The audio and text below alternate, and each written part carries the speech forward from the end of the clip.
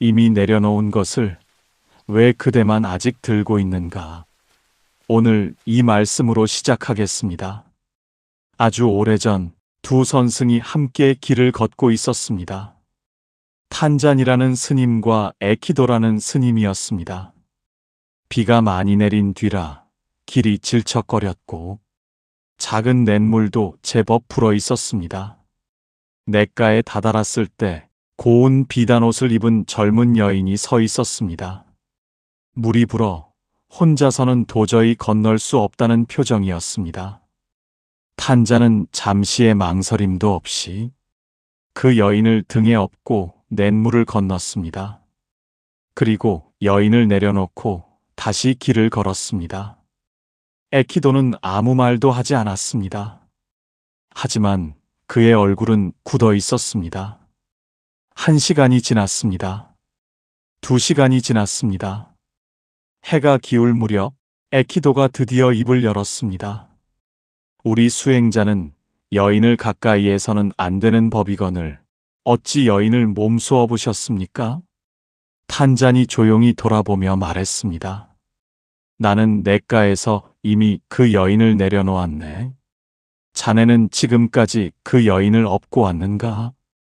에키도를 탓할 수 없습니다. 우리 모두가 에키도이기 때문입니다. 일은 이미 지나갔습니다. 그 사람은 이미 가버렸습니다. 그 순간은 다시 오지 않습니다. 그런데 우리는 아직도 그것을 등에 메고 걷고 또 걷고 있습니다. 누군가 그 짐을 알아봐 줄 때까지 혹은 쓰러질 때까지. 오늘 이 자리에 앉아 계신 분들, 지금 마음속에 아직 내려놓지 못한 것이 하나쯤은 있지 않으십니까?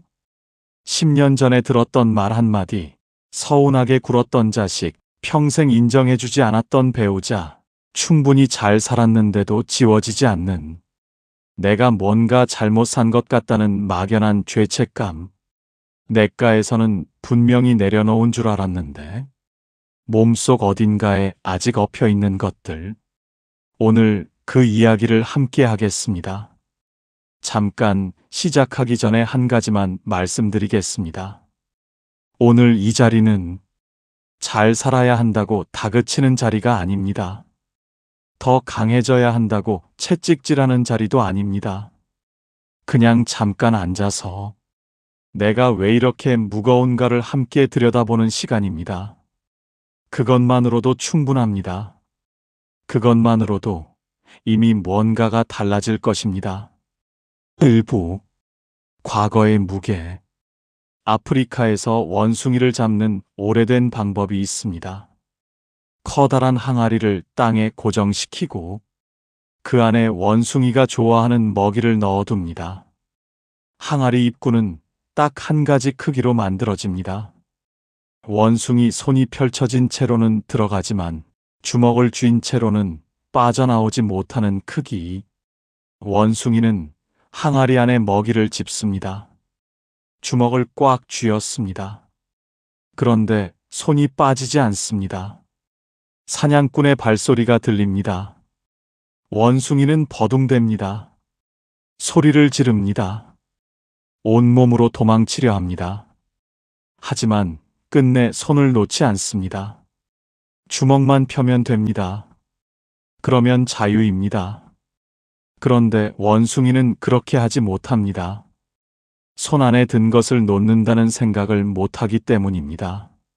아니, 어쩌면 알면서도 놓지 못하는 것인지 모릅니다. 우리가 과거를 붙드는 방식이 꼭 이와 같습니다. 그 직장, 그 지위, 그 관계, 그 시절, 혹은 그 억울함, 그 분노, 그 상처. 손을 펴면 됩니다. 그러면 빠져나올 수 있습니다.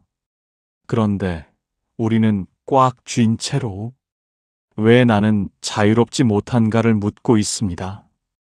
얼마 전 이런 이야기를 들은 적이 있습니다. 30년을 한 회사에 다닌 분이 있었습니다. 새벽에 나가 밤늦게 돌아오는 것이 일상이었습니다. 가족여행 한 번 제대로 못 갔지만 그래도 괜찮다고 생각했습니다. 이 일이 나의 전부라고 믿었기 때문입니다. 그런데 정년 퇴직을 하고 나서 그분은 아무것도 할 수가 없었습니다. 아침에 눈을 뜨면 갈 곳이 없었습니다. 명함이 없으니 어디 가서 소개도 못하겠다고 했습니다. 나는 이제 아무것도 아닌 사람이 됐다고 매일 혼잣말을 했다고 합니다. 몸이 아프기 시작했습니다. 이유 없이 가슴이 답답하고 밤에 잠을 이루지 못했습니다. 그분이 붙들고 있던 것은 무엇이었을까요? 직장이 아니었습니다. 직함이 아니었습니다. 나는 그것이어야 한다는 생각이었습니다. 30년 동안 쥐고 있던 그 주먹을 퇴직 이후에도 놓지 못하고 있었던 것입니다. 그 주먹 안에는 이미 아무것도 없었습니다. 하지만 손은 여전히 꽉 쥐어져 있었습니다. 부처님께서는 이런 말씀을 하셨습니다. 과거는 이미 죽었고 미래는 아직 태어나지 않았다. 살아있는 것은 오직 지금 이 순간뿐이다. 이 말씀은 위로처럼 들리지만 사실은 굉장히 날카로운 말씀입니다. 과거는 어디에 있습니까? 지금 이 순간, 과거는 이 방 안에 없습니다. 내 손에 잡히지도 않고 내 눈에 보이지도 않습니다. 과거는 오직 한 곳에만 있습니다. 내 생각 속에. 다시 말하면 과거의 고통은 실제하는 것이 아닙니다.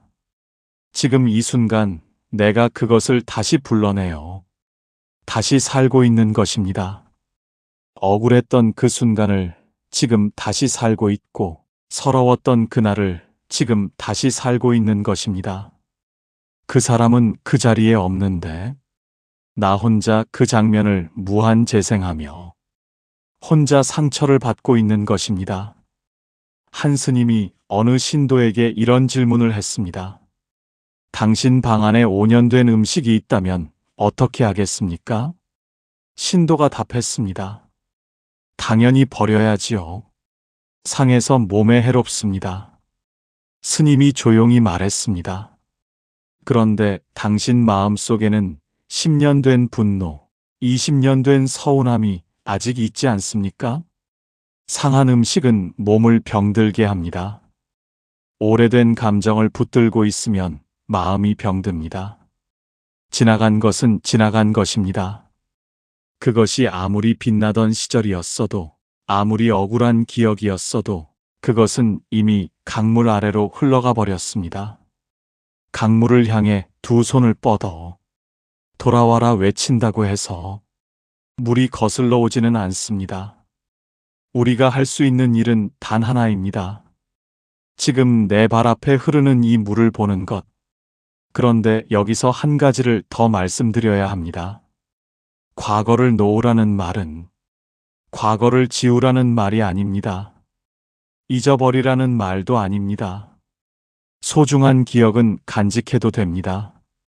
아팠던 일들도 내 삶의 일부입니다. 다만 그것에 지배당하지 말라는 것입니다. 그것이 지금 이 순간을 갉아먹게 두지 말라는 것입니다. 기억은 내가 가지고 있는 것이어야 합니다. 기억이 나를 가지고 있는 것이 되어서는 안 됩니다.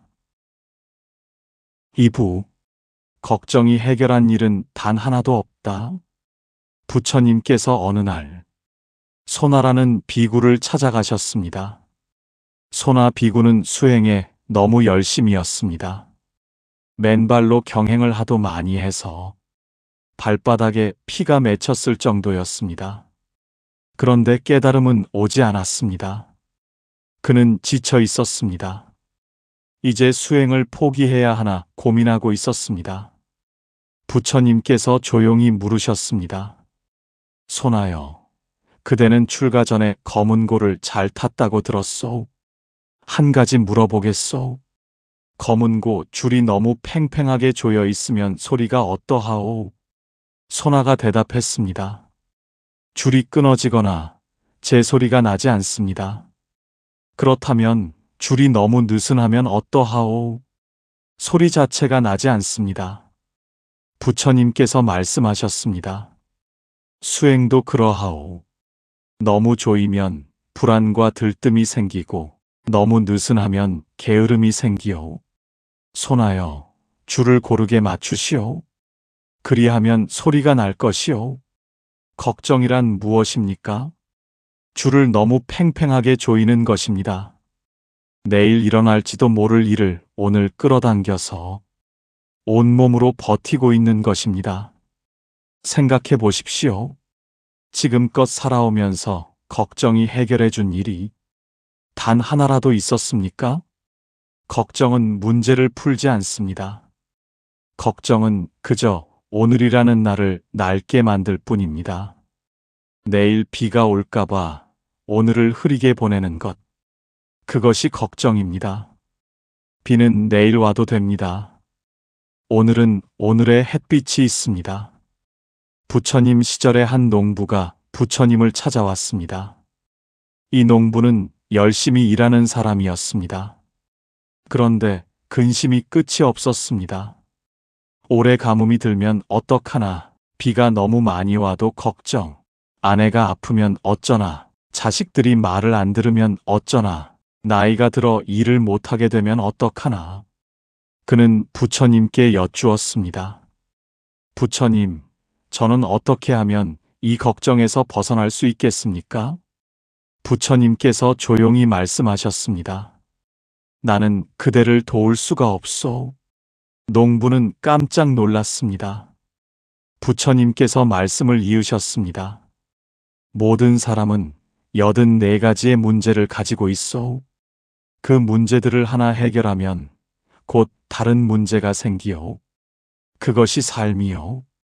농부가 낙심한 얼굴로 물었습니다. 그렇다면 부처님의 가르침은 저에게 아무 소용이 없는 것입니까? 부처님께서 빙긋 웃으시며 말씀하셨습니다. 84가지 문제는 내가 도울 수 없소. 하지만 85번째 문제는 도울 수 있소. 85번째 문제가 무엇입니까? 나는 문제가 없어야 한다는 생각이요. 그것만 내려놓으면 84가지는 그냥 삶이 될 뿐이요. 얼마나 깊은 말씀입니까? 우리가 진짜 괴로운 것은 어려운 일 때문이 아닌 경우가 많습니다. 이런 일이 있어서는 안 된다. 나는 이래서는 안 된다. 왜 나에게만 이런 일이 생기는가? 이것이 85번째 문제입니다. 문제가 생겼다는 사실 위에 문제가 생겨서는 안 됐다는 또 다른 짐을 얻는 것. 비가 왔는데 비가 와서는 안 됐다며 괴로워하는 것. 비는 그냥 비일 뿐입니다. 거기에 거대한 의미를 붙이는 것이 고통의 시작입니다. 한 번은 이런 이야기를 읽었습니다. 어느 노스님께서 제자에게 물그릇을 들고 서 있게 했습니다. 처음에는 괜찮았습니다. 5분이 지났습니다. 그릇이 조금 무거워졌습니다. 30분이 지났습니다. 팔이 떨렸습니다. 1시간이 지났을 때 제자는 더 이상 참지 못하고 그릇을 내려놓았습니다. 노스님이 말했습니다. 그릇의 무게는 변하지 않았느니라. 그런데 왜 처음에는 가볍고 나중에는 무거웠느냐? 들고 있던 시간이 달랐기 때문이다. 걱정도 이와 같으니라. 잠깐 생각하는 것은 괜찮다. 하지만 하루 종일 들고 있으면 아무리 가벼운 걱정도 사람을 무너뜨린다. 줄을 고르게 맞추십시오. 너무 죄지도, 너무 늦추지도 마십시오. 지금 이 순간 할 수 있는 것을 하고 할 수 없는 것은 강물에 맡기십시오. 그것이 수행이고 그것이 삶입니다. 내일 일은 내일의 내가 감당할 것입니다. 오늘의 나는 오늘만 살면 됩니다. 3부. 시간이 모든 것을 녹인다. 흙탕물이 담긴 항아리를 생각해 보십시오. 처음에는 아무것도 보이지 않습니다. 흙이 온통 퍼져 있어서 물인지 흙인지도 분간하기 어렵습니다. 그런데 그 항아리를 가만히 두면 어떻게 됩니까? 흙은 천천히 가라앉습니다. 아무도 건드리지 않아도, 아무도 힘을 쓰지 않아도 시간이 지나면 물은 스스로 맑아집니다. 그런데 우리는 어떻게 합니까? 흙탕물을 보면서 맑아지길 원하면서도 계속 손을 집어넣어 졌습니다. 왜 안 맑아지느냐고 휘젓고, 빨리 맑아져야 한다고 또 휘젓고, 이 고통이 끝날 날이 오기는 하는 거냐고 또 휘젓습니다. 그러면 흙탕물은 영영 맑아지지 않습니다. 마음도 그러합니다. 슬픔도, 분노도, 불안도 가만히 두면 가라앉습니다. 그것이 수행이 우리에게 가르쳐 주는 것입니다. 아무것도 하지 말라는 것이 아닙니다. 손을 거두라는 것입니다. 자연을 보십시오. 아무리 혹독한 겨울이 와도 봄이 오지 않은 적이 없습니다.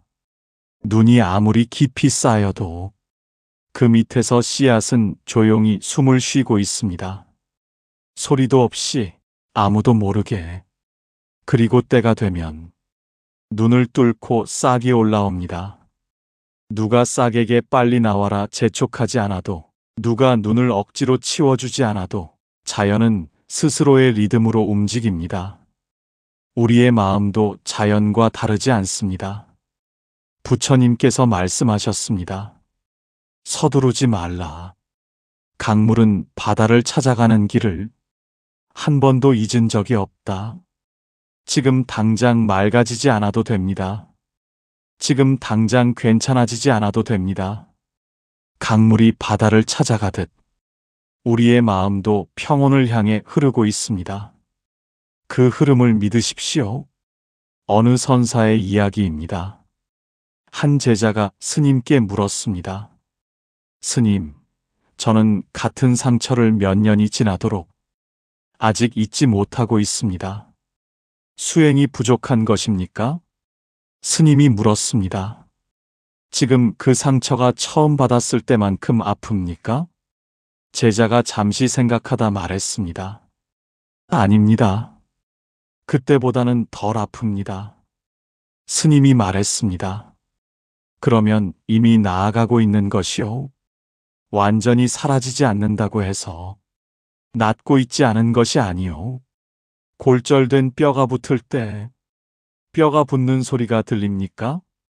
그래도 뼈는 붙고 있어. 들리지 않아도 낫고 있습니다. 보이지 않아도 가라앉고 있습니다. 시간은 우리의 적이 아닙니다.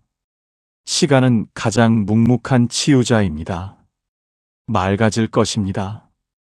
반드시 맑아집니다. 숨을 쉬십시오. 그리고 기다리십시오. 자연이 봄을 만들어내듯 당신의 마음도 반드시 봄을 맞을 것입니다. 사부, 아무것도 아닌 것에 소진되는 삶. 불빛을 향해 날아드는 나방을 보신 적이 있습니까? 여름밤 창문에 불을 켜두면 나방들이 날아옵니다. 유리창에 부딪히고 전구 주변을 맴돌고 뜨거운 열에 타들어가면서도 그것들은 불빛을 향해 계속 날아듭니다. 왜일까요? 나방의 눈에 불빛은 탈출구처럼 보이기 때문입니다. 저것만 있으면 된다는 것처럼 보이기 때문입니다. 그 빛이 자신을 태우고 있다는 것을 나방은 알지 못합니다. 우리가 집착하는 것들이 꼭 그러합니다. 더 많은 재물, 더 높은 자리, 더 큰 인정, 더 강한 복수. 그것이 나를 태우고 있다는 것을 우리는 잘 알지 못합니다. 아니, 알면서도 멈추지 못하는 경우도 많습니다. 또 이런 이야기가 있습니다. 강에서 배를 타고 가는데 안개 속에서 다른 배가 부딪혀 왔습니다. 화가 치밀었습니다. 어디서 저런 방향치가 있느냐 욕이 나왔습니다. 소리를 지르려고 고개를 들었습니다. 그런데 보니 빈 배였습니다. 아무도 타지 않은 배가 물결에 밀려 떠내려온 것이었습니다. 그러자 화가 사라졌습니다. 왜일까요? 분노를 받을 대상이 없기 때문입니다.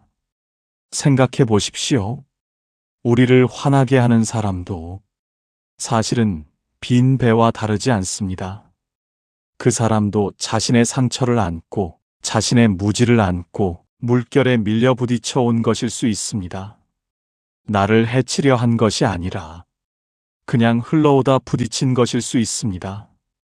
그렇게 바라보면 분노는 절반쯤 사그라듭니다. 그리고 남은 절반은 시간이 녹여줄 것입니다. 우리는 너무나 많은 것에 소진됩니다. 크지 않은 일에, 중요하지 않은 말에, 며칠이면 잊힐 것들에, 지나고 나면 아무것도 아닌 것들에, 오늘 하루를 다 써버립니다. 어떤 분이 이런 말을 하셨습니다. 나는 지나온 삶을 돌아보면 절반 이상이 걱정이었고 그 걱정의 절반 이상은 일어나지 않은 일들이었다. 들으면서 웃음이 났지만 동시에 가슴이 아팠습니다. 우리는 얼마나 많은 시간을 일어나지도 않은 일을 걱정하며 이미 지나간 일을 후회하며 보내고 있습니까? 지금 이 순간, 이 자리, 이 숨, 그것이 우리에게 주어진 전부입니다. 그리고 그것으로 충분합니다. 5부. 자기 자신에게 너그러워지십시오. 우리는 남에게 상처받은 이야기는 잘 압니다. 그 사람이 나를 어떻게 했는지, 그 상황이 얼마나 억울했는지. 그런데 한 가지를 놓칩니다.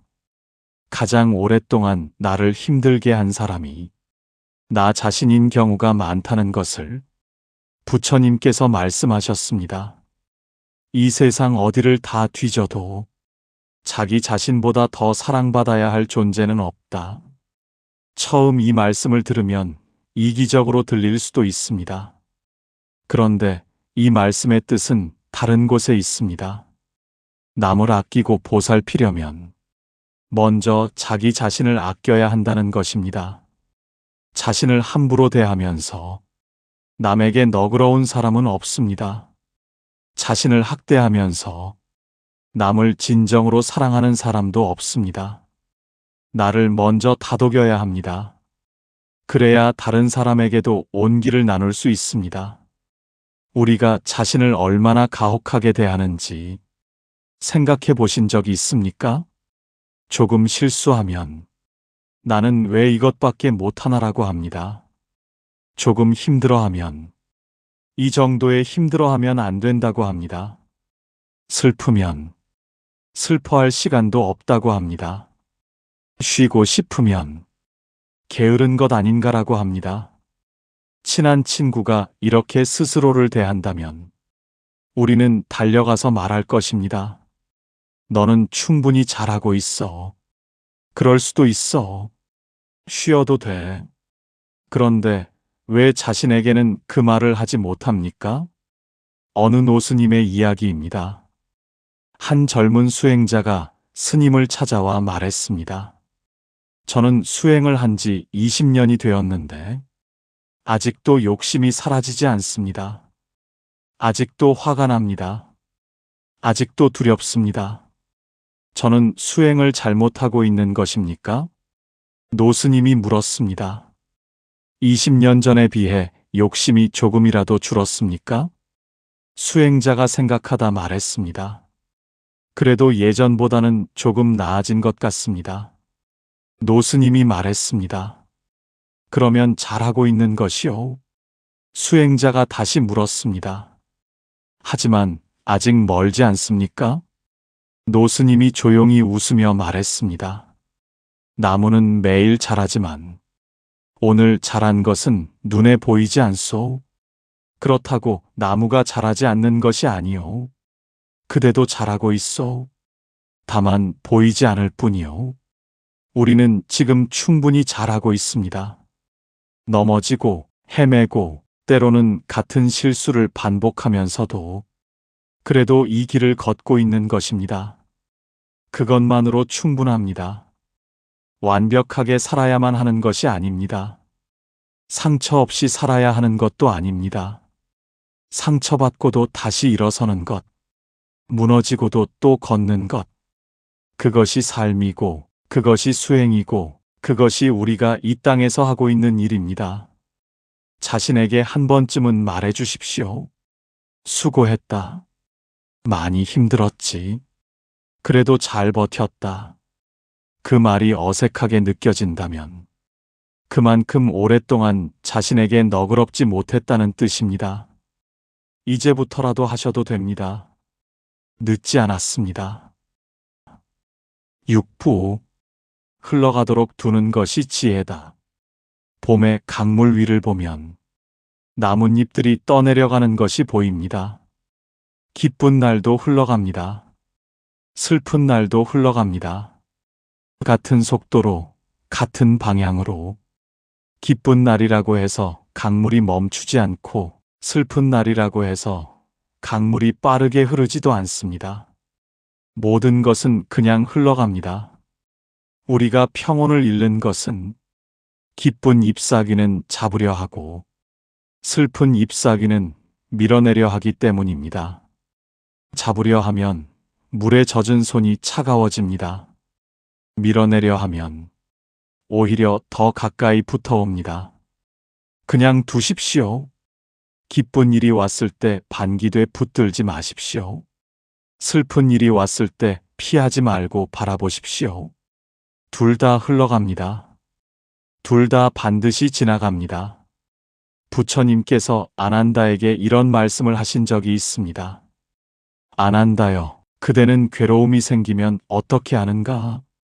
아난다가 대답했습니다. 저는 괴로움이 생기면 빨리 없애려 합니다. 부처님께서 말씀하셨습니다. 그것이 괴로움을 더 크게 만든다. 비가 오면 우산을 쓰면 된다. 하지만 비를 멈추려고 하늘을 향해 소리치는 사람은 비에도 젖고 목도 쉰다. 비가 오면 우산을 씁니다. 그것으로 족합니다. 괴로운 일이 생겼을 때 그것을 없애려 할 것이 아니라 그것과 함께 지내는 법을 배우는 것. 그것이 지혜입니다. 이것이 무상입니다. 덧없다는 뜻이지만 절망의 말이 아닙니다. 모든 것은 변한다. 모든 것은 흘러간다. 그러니 어느 하나에 목숨 걸지 않아도 된다. 그것이 무상이 우리에게 건네는 가장 따뜻한 위로입니다. 한 선사가 이런 말씀을 하셨습니다. 이 또한 지나가리라. 기쁠 때 이 말을 들으면 서글프게 들립니다. 하지만 괴로울 때 이 말을 들으면 숨이 트입니다.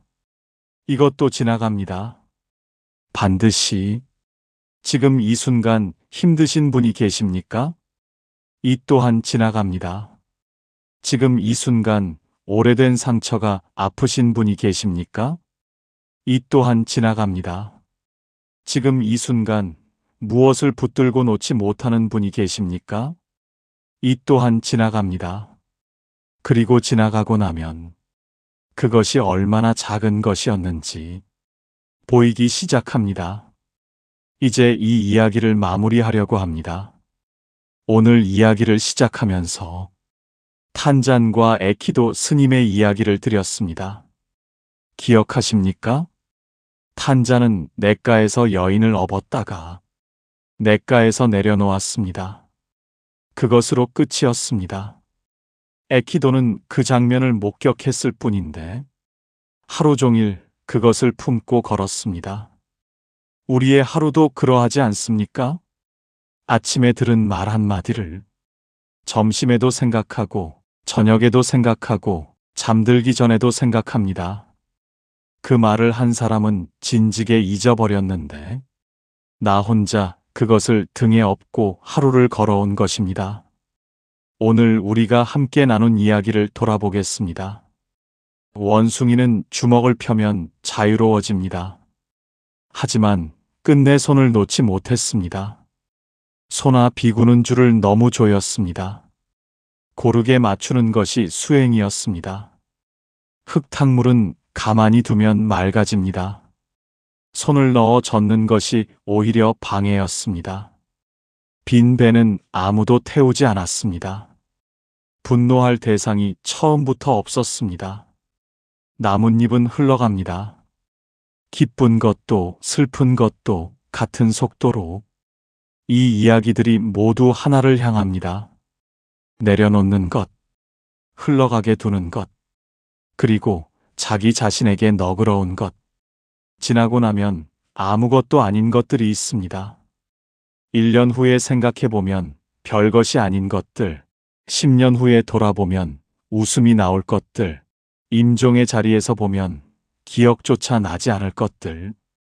그런데 우리는 그것들을 위해 오늘을 닫습니다. 오늘이라는 단 한 번의 날을. 오늘 밤 잠들기 전에 잠깐만 앉아 보십시오. 눈을 감고 지금 내 등에 무엇이 얹혀 있는지 느껴보십시오. 분노입니까? 억울함입니까? 걱정입니까? 집착입니까? 아니면 오래된 후회입니까? 그것을 하나씩 꺼내어 바닥에 놓으십시오. 그리고 이렇게 말해 보십시오. 나는 냇가에서 이미 내려놓았다. 그리고 한 가지만 더 말씀드리겠습니다. 오늘 이 자리에 앉아 이 이야기를 들으셨다는 것, 그것 자체가 이미 내려놓으려는 마음이 있다는 뜻입니다. 그 마음이 씨앗입니다. 씨앗은 심어졌습니다. 물을 주고 기다리십시오. 반드시 자랄 것입니다. 그 짐들은 당신의 것이 아니었습니다. 당신이 그냥 주워든 것들이었습니다. 이제 내려놓으셔도 됩니다. 지나고 나면 아무것도 아닌 것들입니다. 그리고 그것을 아는 순간 우리는 이미 조금 더 자유로워져 있습니다. 오늘 함께 해주셔서 감사합니다. 나무아미타불 관세음보살.